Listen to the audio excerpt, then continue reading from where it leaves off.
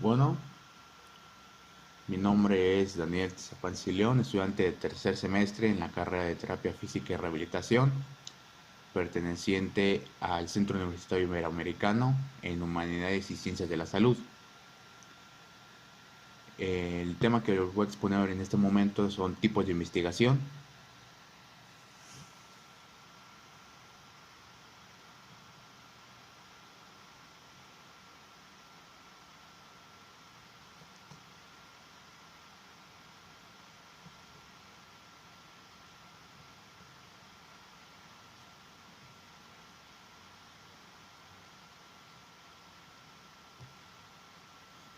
El índice que vamos a ocupar es 1. Investigación científica y sus tipos. ¿Qué es la investigación? La investigación y solución de los problemas, la clasificación de la misma. Vamos a ver su clasificación por su objetivo, por su teoría, por si es aplicada o práctica, por su fuente, por, ya sea documental, investigación de campo, investigación experimental, ya sea por su propósito, que es la investigación teórica, la investigación aplicada. También clasifican por su nivel de profundización, ya sea llámese explorativa, descriptiva, explicativa, tipos de datos empleados, ya sea la cualitativa y la cuantitativa. La manipulación de las variables como la experimental, la no experimental y la cuasi experimental, o por los tipos de inferencia como es la deductiva, la inductiva, la hipotética deductiva. Como último va a ser la conclusión y nuestras bibliografías.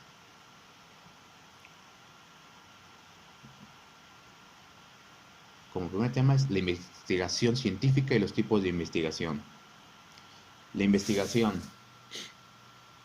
La investigación es la búsqueda para encontrar, la búsqueda de información sobre algo y la búsqueda de una respuesta a una pregunta específica. Nosotros vamos a buscar e investigar para hallar, no simplemente buscamos o, o compilamos un conjunto de textos simplemente porque sí. Nosotros investigamos, leemos, observamos, pero para una finalidad, para encontrar algo. Buscamos información sobre algo para informarnos, para tener una mayor información, para tener más puntos o sacar nuestras propias conclusiones, sacar nuestro punto de vista de nuestro criterio. Y nos lleva a este tercer punto, la búsqueda de una respuesta a una pregunta específica o a una problemática específica. Vamos nosotros a investigar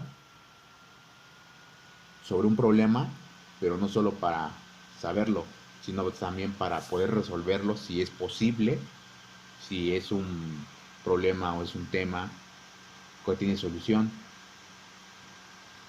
Ahora, nosotros como personal o estudiantes del área de la salud y también los arquitectos, los ingenieros, los periodistas, inclusive nuestra vecina, inclusive una persona que vaya pasando por la calle, no nos conformamos con el qué. Hace años, un qué, el qué de una situación, el qué de un problema, el qué de un evento que sucedió, con eso hubiera bastado. En la sociedad actual necesitamos el qué, cómo, el cuándo, el por qué, el dónde también puede ser, el, pues el cuál. Necesitamos más que un simple qué. Nosotros tenemos esa hambre de conocimiento, esa hambre de saber todo lo que pasó. Y es bueno porque entonces tenemos más opiniones, más puntos de vista, tenemos más, no solo su versión de una persona, tenemos las versiones de miles de personas, o más con las redes sociales en este momento. si sucediera un evento, una manifestación, no solo tenemos el punto de vista de los noticieros, de los periódicos, de los medios de comunicación, ahora también tenemos el punto de vista de las personas que estuvieron alrededor de esa marcha, de las personas que marcharon en ese momento, que iban enfrente, de las personas que marcharon y iban atrás, de algunos policías, también tenemos el punto de vista, y de personas externas que dan su opinión sobre si fue bueno o fue malo manifestarse, si tuvo violencia o no. Entonces tenemos una amplia gama de información de que podemos nosotros dar nuestro criterio.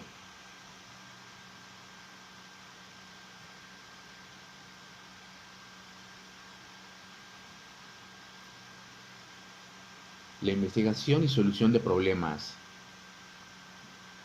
La investigación, su finalidad es la de solucionar el problema y su objetivo es llevarnos de la mano, encaminarnos, guiarnos hacia a encontrar la respuesta a esa problemática o a nuestra pregunta que nos estamos planteando. Eso es, la investigación científica nos guía, en específico la científica, porque hay diferentes tipos de investigación. Está la social, está, como dije, la científica, puede ser igual cultural, y después se subdivide, por ejemplo, la investigación pero educativa, la investigación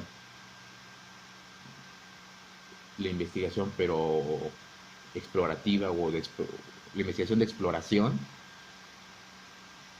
También puede ser, hay muchas subdivisiones y ramas, pero en específico en la que nos vamos a centrar va a ser en la científica, donde nos guía hacia la resolución del problema.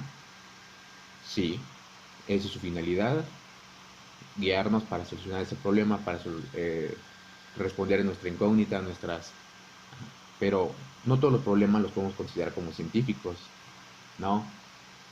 Entonces, ¿cómo sabemos que un problema se puede considerar científico?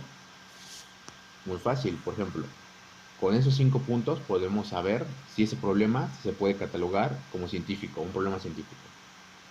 Si es bien concebido, es decir, que su marco conceptual sea sólido, tenga buena estructura. Si es bien integrado, es decir, que debemos de hacer un equilibrio entre las interrogantes que tenemos y los aspectos a investigar. No podemos tener más preguntas que respuestas, ni respuestas a preguntas que nunca hicimos, y debemos tener como 3 incógnitas y 16, 20 respuestas. ¿Por qué? Porque entonces estamos respondiendo cosas que no preguntamos, no estaban planeadas al inicio de nuestra investigación, y entonces el lector, los lectores van a empezar, podemos confundir su criterio, podemos hacer que nuestra investigación sea contenido desechable, contenido basura. ¿Por qué? Porque no tenemos esa integración adecuada. También debe estar bien formulado. Esto quiere dar a entender que tenemos que expresar claramente nuestras incógnitas, expresar claramente a lo que queremos llegar, las preguntas que tenemos, qué no sabemos, y que lo vamos a contestar a lo largo de nuestra investigación, o queremos comprobarlo. Debe ser factible, o sea que el problema debe tener solución. No vamos a poner problemas que no son imposibles de solucionar o no necesitan solución.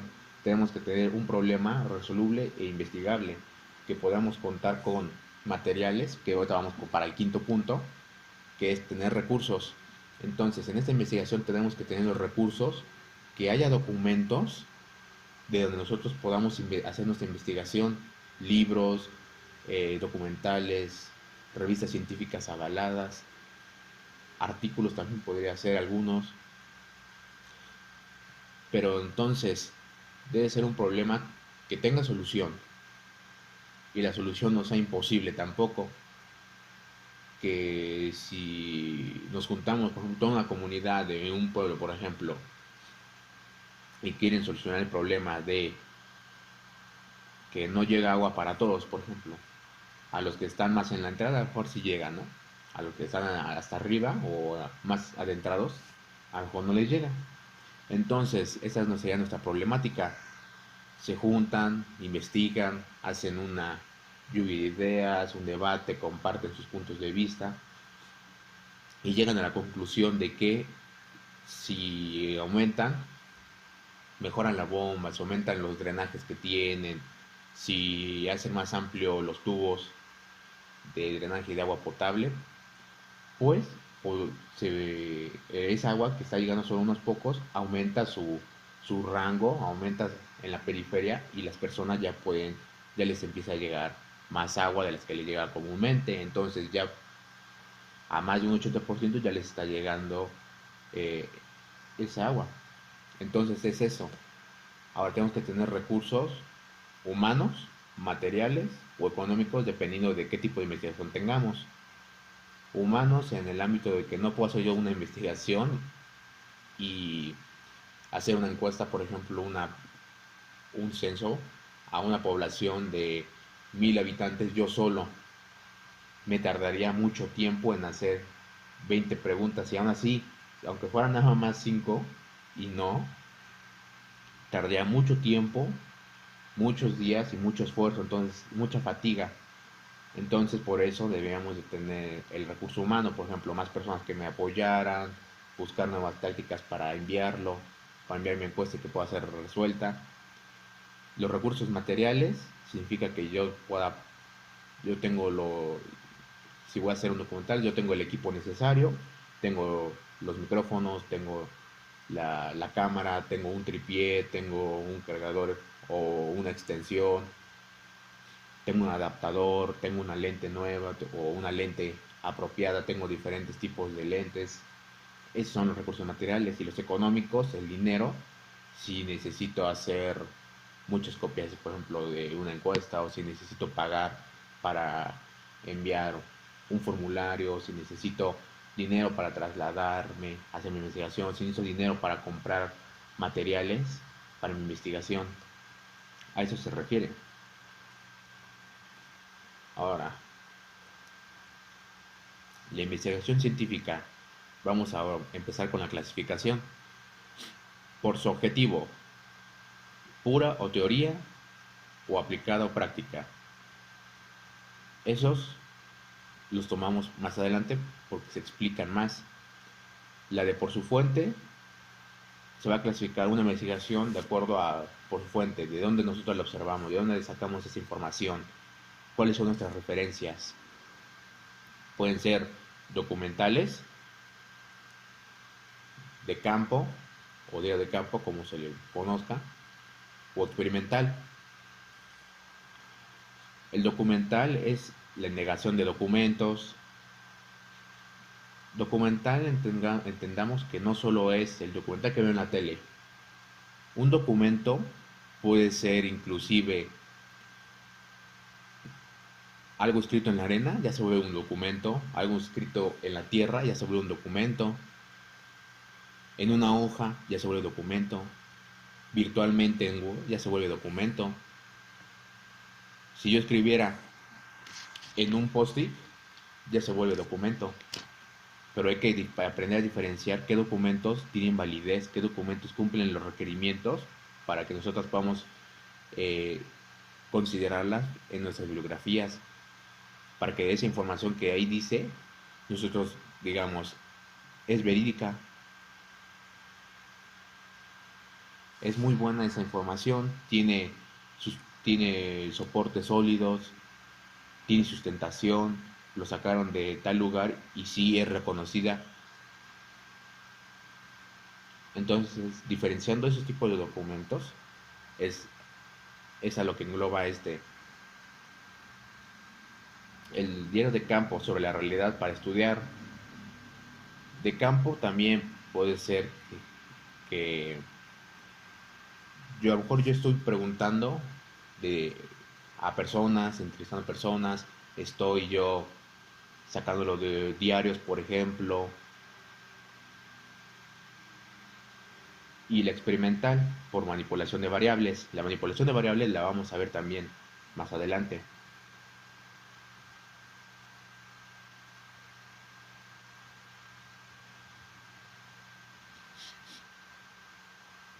Ahora, por su propósito, la investigación teórica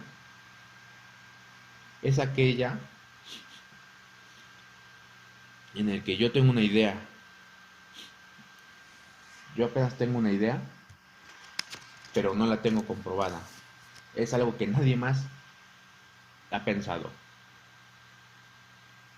Por ejemplo, yo digo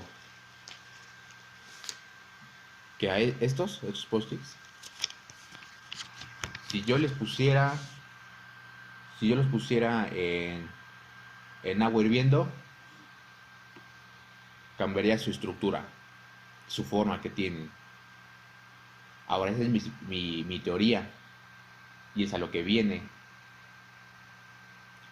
Yo además tengo la teoría de la suposición de qué podría pasar, pero no tengo esos hechos prácticos, esa práctica, ese experimento que me respalde. Pero yo ya tengo ese concepto y esa idea nada más. Entonces, la investigación teórica sirve como base, le, le, le prepara el terreno a la investigación aplicada, en donde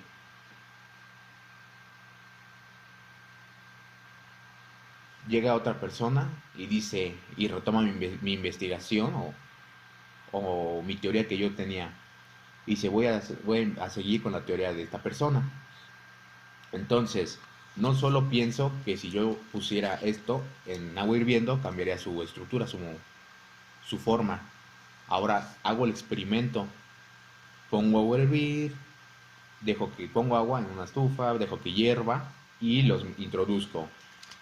Ahora, dependiendo de lo que pase, va a refutar mi teoría o la puede avalar. Va a decir, tenía mucha razón. Ahora, compañeros, miren, este es mi experimento. Me guié, me nutrí de la teoría de esta persona y mi resultado fue este. Con esto refuto o con esto amparo que sí, que de verdad, si pusiéramos estos post-its en agua hirviendo, cambian su estructura, el pegamento se disuelve, el papel se empieza a desintegrar y se separan por completo. Un ejemplo podría ser. Ahora, la clasificación por su nivel de profundización, ya sea la exploratoria, que es la primera aproximación, la primera introducción que tiene alguien a investigar un tema del que no tenemos documentación, no tenemos información de nada, apenas estamos metiéndonos de adentro en ese ámbito, en esa rama. Aquí tiene su papel importante la investigación exploratoria, porque va a explorar, va a empezar a abrir caminos diferentes.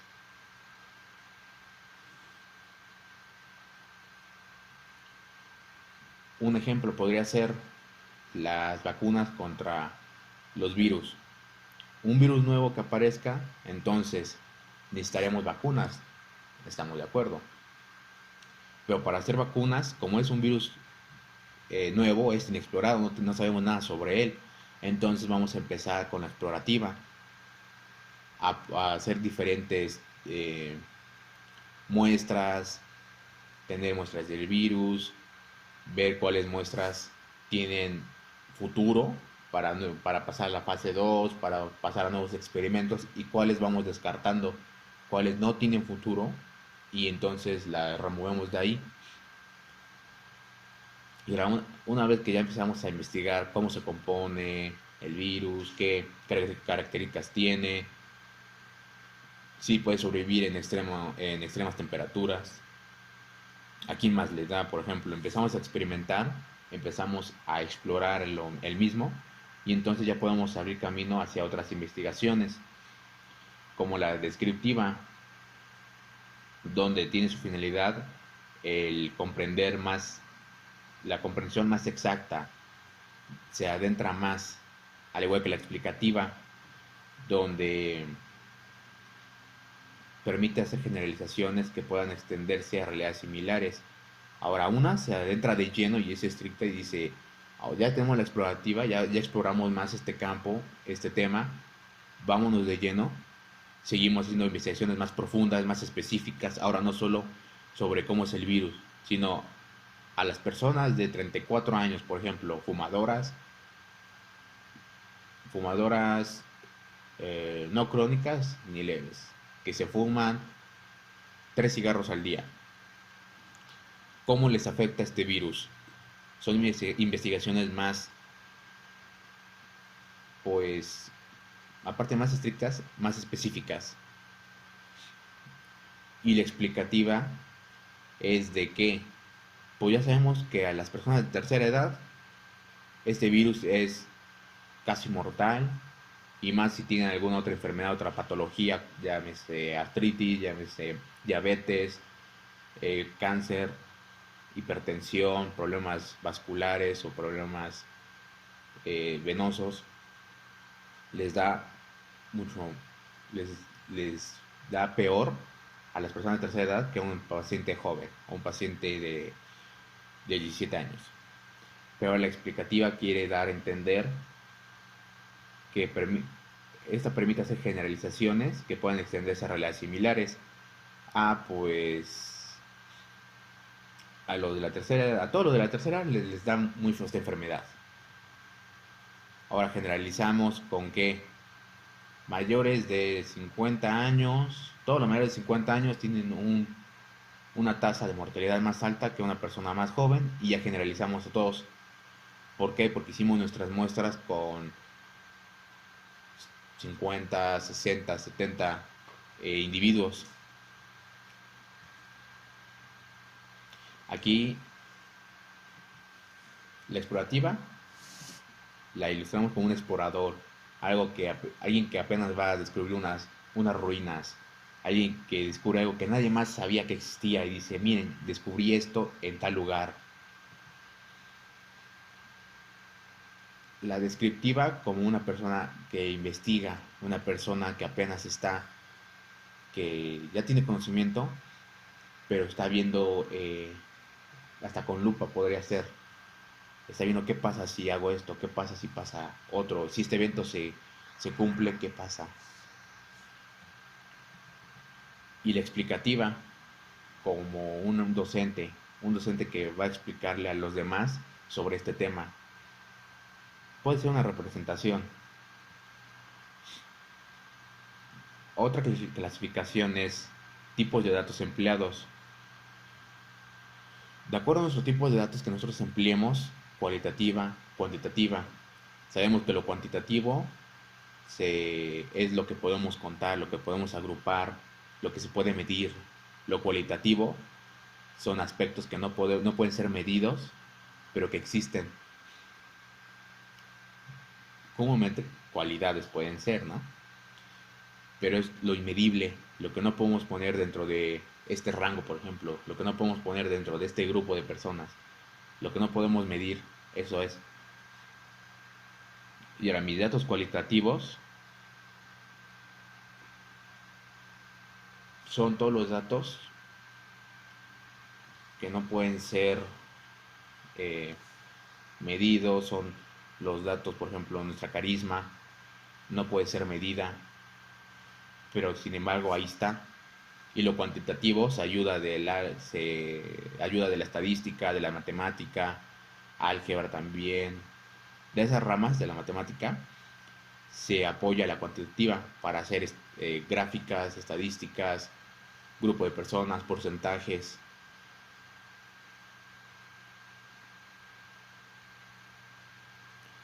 Como podemos ver, la cuantitativa es este diagrama de pastel en donde vemos a diferentes grupos de personas.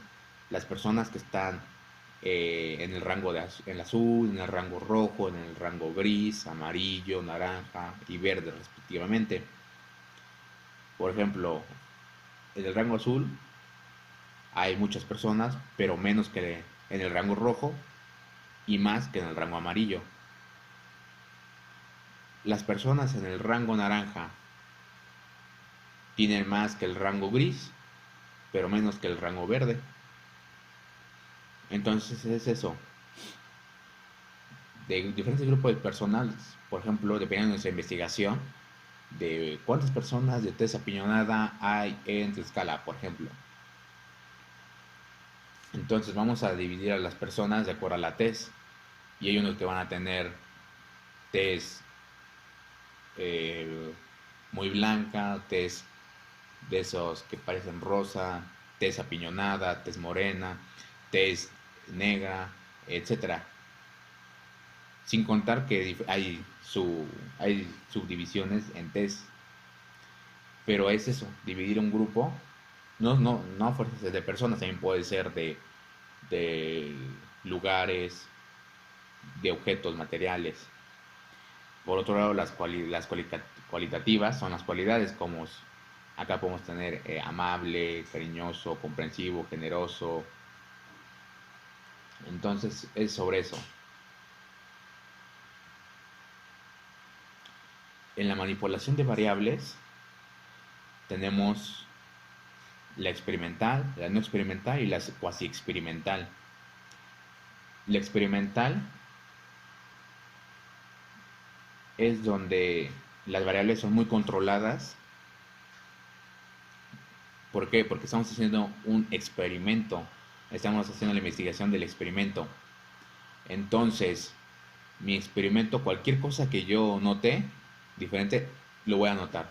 Voy a poner aquí una nota, día tal de tal, a las tal horas. En tal experimento, por ejemplo, el experimento de qué pasa si aislamos a una persona 24 horas, por ejemplo, en una cabina, en un cubículo. Entonces ese es mi experimento. Entonces, a las 3 horas, el individuo empezó a mostrarse incómodo, o se notaba fatiga, o aburrimiento. Cualquier cosa mínima, pero relevante, la voy a notar. Por otro lado, la no experimental, sus no está tan controlada. Las variables no son tan controladas. Y solo se basa como que en la observación. Depende más de la observación y no tanto de andar anotando. Y vamos con la cuasi experimental, donde es el intermedio entre estas dos. No están tanto controladas, pero tampoco son pero no son controladas, pero tampoco están como que ahí se va. Elegimos una localidad random, una localidad al azar, y ahí vamos a hacer nuestra investigación. No, podemos poner que dentro de una localidad ya existente vamos a hacer nuestra investigación en un rango de tal a tal. No es a, no es a fuerzas de adultos mayores, no es a fuerzas niños, no es a fuerzas bebés, no es a fuerzas adultos. Agarramos un rango un poco amplio, ahí somos un poco flexibles, pero sí estamos dentro de eso. No menores, no mayores, dentro de ese rango. Entonces, no es tan estricta, pero tampoco es tan flexible. Es el punto medio entre estas dos. Por su tipo de inferencia, tenemos a la deductiva, a la inductiva y a la hipotética deductiva. Ahora, la deductiva se me hizo más fácil ponerles los ejemplos. ¿Por qué? Porque en la deductiva, ahí le da. Porque en una vamos de lo general, de cosas generales a específicas. En otra vamos de algo específico a hacer lo general. Por ejemplo, mi premisa general es, todos los perros tienen 4 patas. Ahí estamos en todo lo general, en la generalidad. La premisa menor es, el chow chow es un perro. Ahí nos vamos como que en línea media. Entonces mi conclusión, el chow chow tiene 4 patas. Ahí está lo específico. Fuimos de lo general de, pues todos los perros tienen 4 patas, todos los perros, ese es un perro, esa raza de perro, esa raza es un perro, aquí estoy viendo un perro. Entonces, en lo específico, si todos los perros tienen 4 patas, mi conclusión, ese perro tiene 4 patas. ¿Por qué? Porque vamos de algo general a específico. Por otro lado, la inductiva, donde vamos de lo específico a lo general. Mi premisa 1 es, el husky siberiano camina en 4 patas y es perro. Vamos en algo específico. El Premisa 2. El chow chow camina en 4 patas y es perro. Seguimos en lo específico, pero un nivel más abajo. Y la premisa 3. El pastor ovejero camina en 4 patas y es perro. Primero tuvimos la raza, el husky, el lugar de donde es siberiano. Después nada más tuvimos la raza específica de un perro y ahora el pastor ovejero. Vamos a lo general. Ahora mi conclusión es, todos los perros caminan en 4 patas. ¿Por qué? Porque si yo simulando, yo tuviera aquí mi perro yo siempre lo veo caminar en 4 patas. Mi perro es de tal raza y camina en 4 patas. El perro de la vecina es de tal raza y camina en 4 patas. Específicamente, el perro que está en la escuela tiene 4 patas y camina en 4 patas. Entonces generalmente yo generalizo que todos los perros caminan en 4 patas. Y ahora pasamos a lo hipotética deductiva, donde nosotros creamos nuestra hipótesis para luego aplicarla a una deducción y tener una conclusión. Y al final nosotros la verificamos o descartamos dependiendo de cuáles sean nuestros resultados. A eso se refiere, tenemos nuestra hipótesis y después hacemos nuestra deducción nosotros mismos. Obviamente tenemos nuestros resultados, no solo es pasó esto y ya yo te lo cuento a ti. No, lo escribo, lo plasmo en un documento, le doy su validez para que futuras generaciones lo puedan leer y de ahí se basen para nuevos hallazgos, nuevos descubrimientos.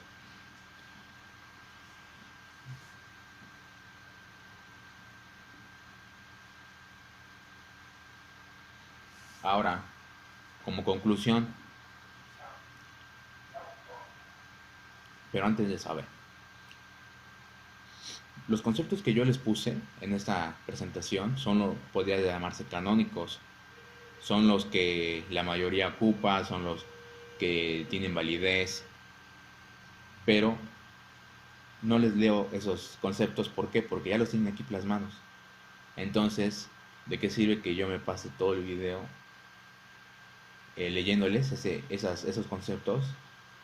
Pues no. Entonces lo que yo les hago es que se los explico de una manera más fácil, más práctica, más coloquial, con ejemplos que puedes encontrar en cualquier lado, con ejemplos que puedes relacionar en tu mismo entorno, en tu casa, en tu escuela, en tu colonia. Entonces de eso se trata. ¿Por qué? Porque a lo mejor no se aprenden los conceptos, las definiciones de algo, pero si comprendemos ese concepto, nosotros mismos podemos crear su concepto, si lo comprendemos bien. Por ejemplo, yo no sé el concepto de tal palabra, así específicamente, de tal patología, yo no me sé su concepto, su definición o cómo está en los libros. Yo no sé su concepto de la lordosis, por ejemplo, en nuestro ambiente fisioterapeuta. Yo no me sé su concepto, por ejemplo, el específico que viene, que tiene la Real Academia Española, que tiene los libros de fisiología, los libros de higiene postural, por ejemplo, los libros de fisioterapia. Yo no me lo sé, podría ser.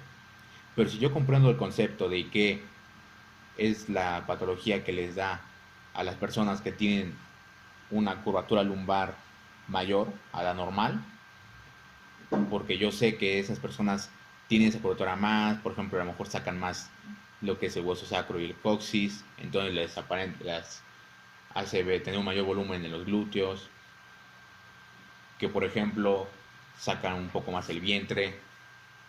Así, si yo comprendo a qué se refiere, qué efectos tiene, qué problemas puede causar, a qué nivel está, por ejemplo, en dónde está, en la zona de la espalda baja.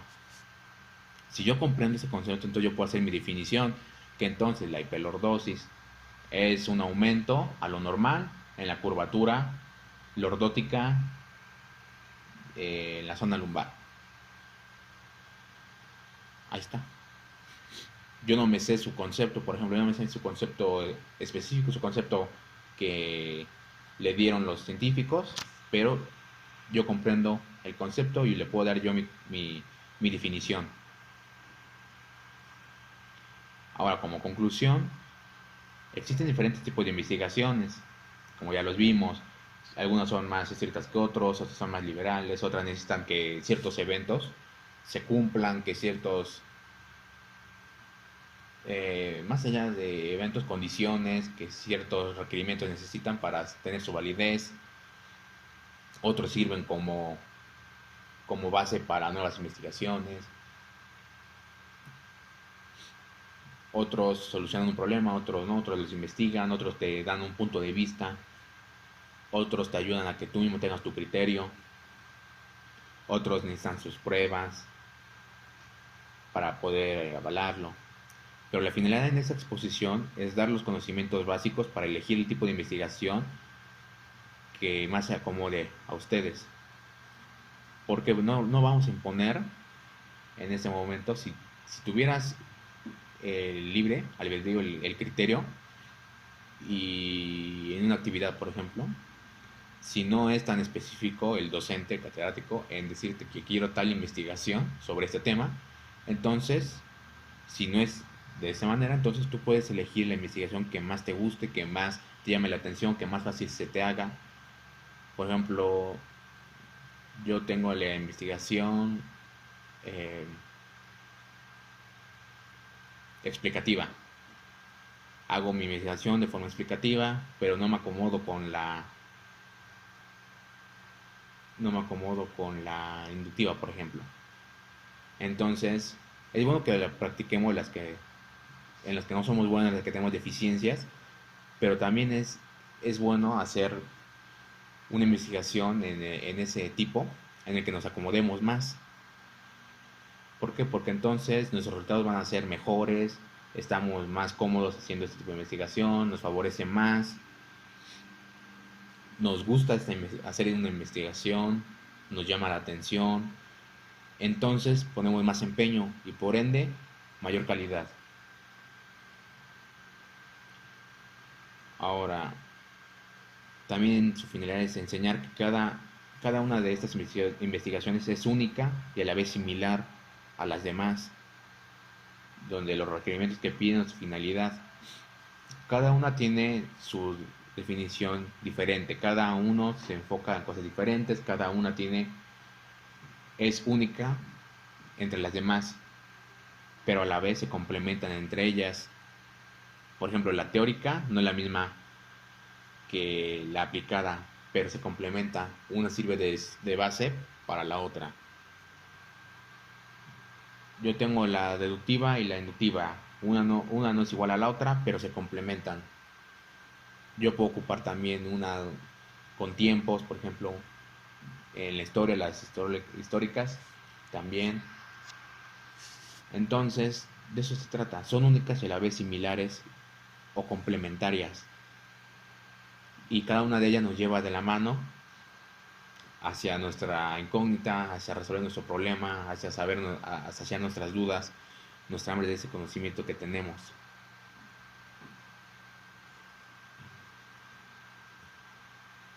Estas son las bibliografías. El primero es de una página donde está el concepto de investigación en sí. Pueden darle clic y ahí los mandará a un concepto. Las otras dos son libros de donde me basé para los tipos de investigación. Los dos están completos, sí. Son muchas páginas, es mucho leer, sí. Pero tiene buena información.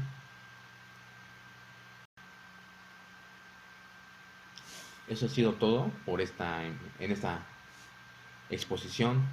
Espero que les haya servido y muchas gracias por su atención.